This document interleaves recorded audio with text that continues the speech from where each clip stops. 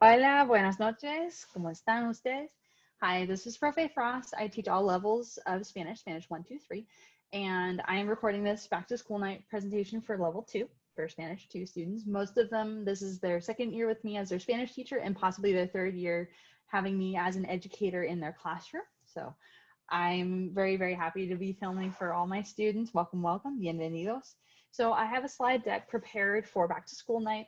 I want to make clear that there's a lot of information in these slides, but all of it has already been on Google Classroom for a bit and is readily accessible. So please know that I have everything where you can access it in the future. It's not just on this video of slide deck. So I'm going to share my screen of the slide deck so we can get going. Okay, so back to school night for Spanish 2. So this is considered a 10th grade level course. My name is Alicia Frost. I tell the students to call me Profe Frost.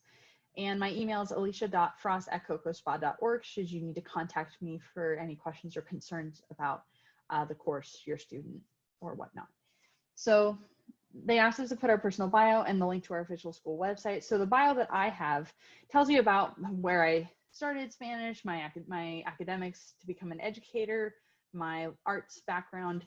So in a nutshell, what I share with students is that I started Spanish in 7th grade without much beforehand. I didn't have much exposure until I got into college and fell in love with the language. I actually enjoy speaking Spanish and listening to Spanish music and text and everything a little more than English. It's kind of closer to my heart. So I'm very passionate about language, but I also know that it's not every student's passion. And it took me 7 years to fall in love with the language. So I don't expect my students to love languages, but I do expect them to try and give their best.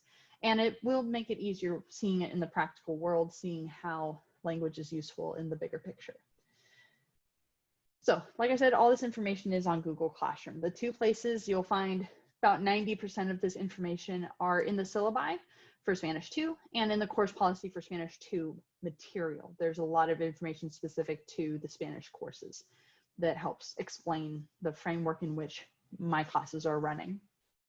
So up in the top right corner, you'll notice I'll always tell you like what document or what assignment it's related to. So course information, the topics we're covering in Spanish 2 are a little bit further than just the self. We're talking about your town and local community going forward. So you'll see that we talk about school, talk about the city, we talk about travel. So we're expanding past the self and into the bigger picture. And a year from now, they'll be expanding into the global regional elements. So each of these topics is its own project. Right now we're in La Gente, for the people.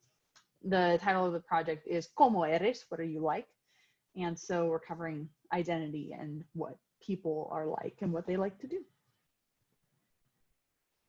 In terms of the grading policy is the same as last year and follows all academic courses in terms of grade breakdown. I have a visual to the left if you're not as familiar with the PLP and its infrastructure. And this is part of the syllabus, so I won't spend too much time explaining these things, but I'll get into projects a little more clearly here. So each project will have its own project description. It's a 3-page document. The last page is always the same. It has the grading criterion and the academic honesty policy for Spanish class. And so the first 2 pages are always about what are you trying to do? How do you do it? What do you need to do it? What does it look like? And these projects are built around practical world skills. So when my students leave Spanish 2, when they leave high school, what are situations that they would run into? And some of them are for practical world in school. So self-introducing to someone who's an exchange student, things like that. So I want to make it clear that this is intended to be a long-term investment in their language learning, not just for Spanish class. Okay. There are multiple platforms that we're using this year, particularly through distance learning. 3 of them are across the board for academics and 2 of them are specific to Spanish class and maybe some other classes. So PLP is where you host all your coursework. That's where you submit all your work. That's where I'm looking for work. PowerSchool is where your official attendance and grades are posted. Google Classroom is a communication tool and also a fallback for when the PLP is not working. I always put assignments and materials there, and I'll show you a really good spot to find all sorts of good things. Flipgrid is used for recording students, showcasing their skills, or improvising communication with others. So I use this weekly for the Wednesday independent task, the wit of the week. So I really love seeing students perform and present their skills over Flipgrid. To support vocabulary building, Quizlet is my go-to platform because it has a variety of activities that meet students at different levels of mastery. On the right-hand side of this image, which is in the syllabus, it has clarification on accessibility of these platforms and who to contact if you do not have access to the platform that is described. And in the actual document, the links are there too. Okay, so every project will have its own space on Google Classroom, and at the top of the project list, there will always be the project description, the 3-page item that explains what we're aiming for. The second item on the list will always be something called agendas, recordings, and slides.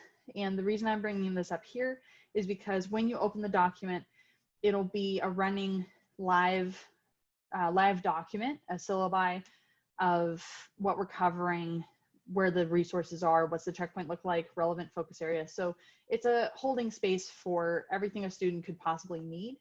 Should they need to come back to a resource? Should they be absent? Should they not be able to access the resources while we're in class? They're here for them later on. So this is a live document. There are always updates that need to be made. If a student doesn't have something they need from that document, they're welcome to email me right away. I want to make sure students always have what they need. So in the spirit of giving students what they need, making sure they are supported, I do have office hours twice a week in the mornings. I scheduled them during advisory lab on Tuesdays and Thursdays.